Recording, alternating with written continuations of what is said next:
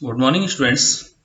आज का हमारा चर्चा का विषय रहेगा वर्टिब्रल कॉलम ऑफ रैबिट, यानी खरगोश की कशेरुक दंड और उसमें पाई जाने वाली विभिन्न प्रकार की कशेरुकें। तो खरगोश की जो कशेरुक दंड होती है या वर्टिब्री होती है, वह खरगोश की कशेरुक दंड में 5 क्षेत्र पाए जाते हैं। सबसे आगे का क्षेत्र है जो कपाल के जस्ट बाद में पाया जाता है, वो सर्वाइकल रीजन, जिसमें एटलस, एक्सिस और टिपिकल सर्वाइकल वर्टिब्री पाई जाती हैं। उसके बाद में वक्षीय क्षेत्र या थोरेसिक रीजन, जिसकी वर्टिब्री को दो भागों में एंटीरियर और पोस्टीरियर थोरेसिक में बांटा गया है। उसके बाद में कटी क्षेत्र, एंटीरियर लंबर रीजन और पोस्टीरियर लंबर रीजन। और उसके बाद में सैक्रल रीजन पाया जाता है, जिसमें सैक्रम, जो सैक्रल वर्टिब्री हैं वो फ्यूज होकर के सिंसैक्रम बनाती हैं। और फिर उसके बाद में लास्ट में कॉडल रीजन या पुष्य क्षेत्र पाया जाता है, जिसमें कॉडल वर्टिब्री पाई जाती हैं। तो ये इसका मस्तिष्क है। मस्तिष्क से जस्ट नीचे की तरफ ये एटलस से शुरू होकर के इसकी वर्टिब्रल कॉलम शुरुआत होती है। और वर्टिब्रल कॉलम यहाँ से लेकर के यहाँ तक ये तो है इसकी सर्वाइकल वर्टिब्री, और उसके बाद में थोरेसिक वर्टिब्री, उसके बाद ये लंबर वर्टिब्री, और उसके बाद ये सैक्रल वर्टिब्री और ये कॉडल वर्टिब्री। इस प्रकार से इसका जो वर्टिब्रल कॉलम है वो विभिन्न क्षेत्रों में बांटा गया है। खरगोश में कुल 45 से लेकर के 47 कशेरुकें पाई जाती हैं।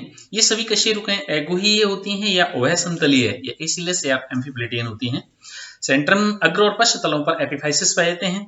इसका जो वर्टिब्री का जो फॉर्मूला है वो C7 T12 L 6 to 7 S में सैक्रम में 4, CD में कॉडल में 15 वर्टिब्री पाई जाती हैं। खरगोश का जो ग्रीवा क्षेत्र है यानी सर्वाइकल रीजन ऑफ रैबिट है, उसमें कुल 7 कशेरुकें पाई जाती हैं। इसमें प्रथम कशेरुका एटलस कहलाती है। एटलस ये ग्रीवा क्षेत्र की सबसे प्रथम कशेरुका है और अंगूठी के समान होती है। ये कपाल में पश्च श्रेणी पर जुड़ती है। इसमें सुविकसित तंत्रिका नाल और तंत्रिका चाप इसमें पाई जाती हैं। बाकी और कोई प्रोसेस इसमें नहीं पाए जाते, जैसे अनुप्रस्थ प्रवर्ध हैं, प्रीजैगोफाइसिस हैं, पोस्ट जैगोफाइसिस, ये एब्सेंट होते हैं। पोस्ट जैगोफाइसिस अल्प विकसित होता है, छोटा होता है। तंत्रिका कंटक और ये सारी चीजें एब्सेंट होती हैं। एटलस में एक जोड़ी अनुप्रस्थ प्रवर्त पाए जाते हैं, जिसमें ग्रीवा पसलियां का एक रूपांतरण माना जाता है। इसके आधार भाग में एक जोड़ी कशेरुक धमनी नाल यानी वर्टिब्रेटेरियल कैनाल पाई जाती है। अग्रतल में ऑक्सीपिटल कॉन्डाइल के जोड़ने हेतु 2 फलक पाए जाते हैं। पीछे की तरफ ओडोंटोइड प्रोसेस के लिए 3 फलक पाए जाते हैं।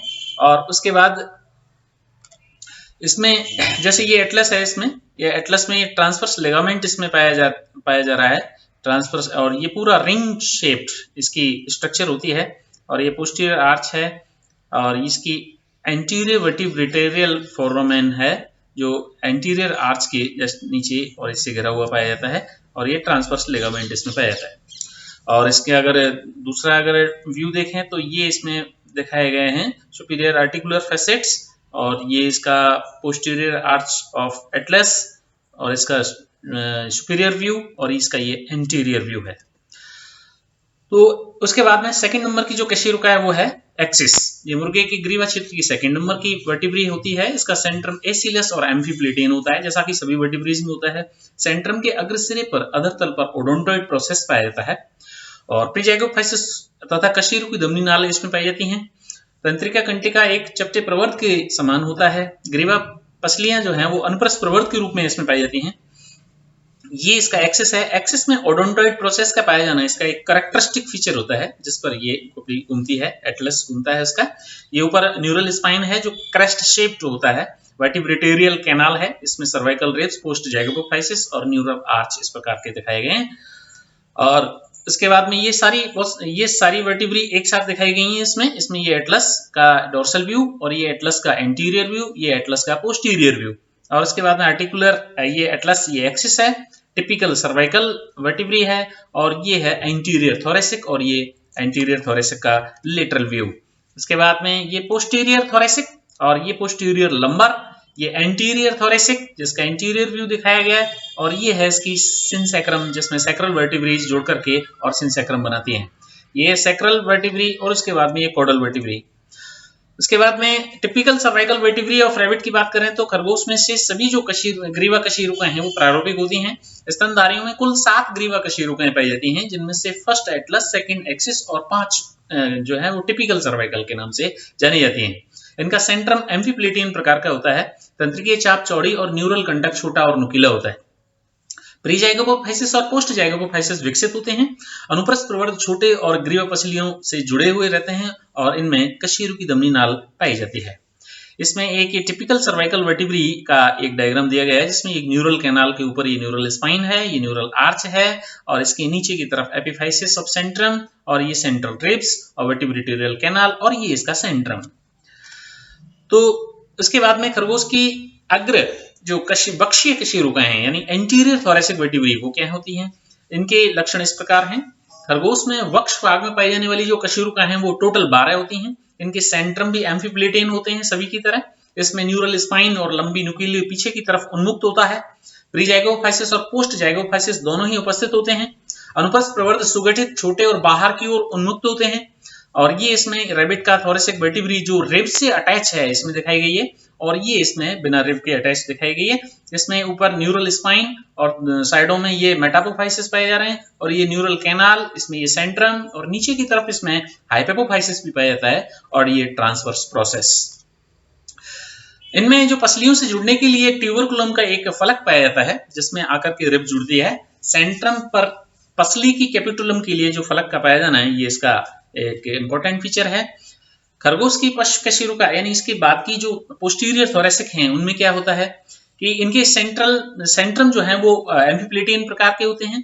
इस पर सेंट्रम पसली की कैपिटुलम के लिए भी फलक पाया जाता है, इस पर भी पाया जाता है, यानी कि इसमें तंत्रिका स्पाइन जो है छोटी और शिखर के समान होती है। प्री जाइगोपोफाइसिस और पोस्ट जाइगोपोफाइसिस अधिक स्पष्ट और उन्नत प्रकार के होते हैं।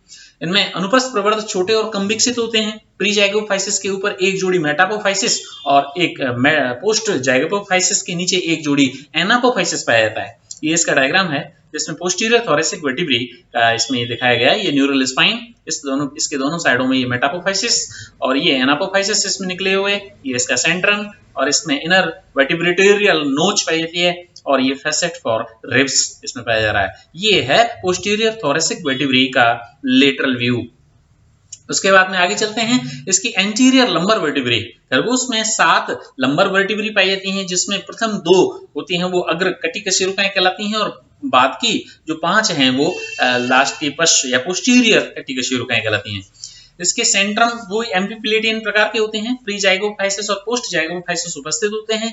इसमें प्रवर्ध बड़े नीचे और आगे की तरफ झुके हुए रहते हैं और इसमें जो न्यूरल स्पाइन है वो शिखर के समान आगे की तरफ उन्मुक्त होती है, जैसे कि एंटीरियर वर्टिब्री का इसमें ये डायग्राम बताया गया है। ये न्यूरल कैनाल है और इसमें ये न्यूरल स्पाइन और इससे साइडों में निकले हुए ये प्री जाइगोफाइसिस और पोस्ट जाइगोफाइसिस ये मेटापोफाइसिस हैं और ये है ट्रांसवर्स प्रोसेस और ये इसका हाइपेपोफाइसिस। मेटापोफाइसिस और एनापोफाइसिस नामक अतिरिक्त संधि स्थल इसमें पाए जाते हैं। अनुप्रस्थ प्रवर्ध बड़े आगे और नीचे की तरफ झुके हुए रहते हैं। इसमें सेंट्रम के अधरतल पर हाइपेपोफाइसिस प्रवर्ध पाया जाता है। खरगोश की पश्च कटी जो कशेरुका हैं, पोस्टीरियर लंबर वर्टिब्री की बात करें तो उसमें 3 से 7 पश्च कटी कशेरुकाएं पाई जाती हैं।